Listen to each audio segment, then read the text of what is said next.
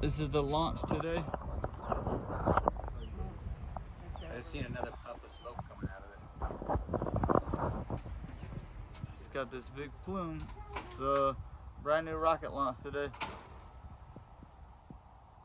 I don't know if it was SpaceX or NASA or maybe some other company.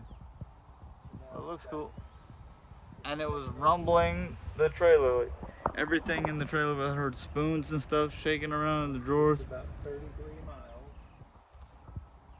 It'll go to It's about 33 miles.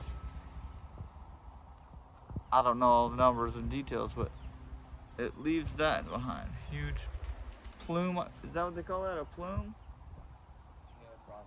Flume? Afterburners? Just smoke. Maybe it's dro in the wind. What if it is dro in the wind? That is one way to put the dro in the wind. There's many others. So this is from Merritt Island, Florida.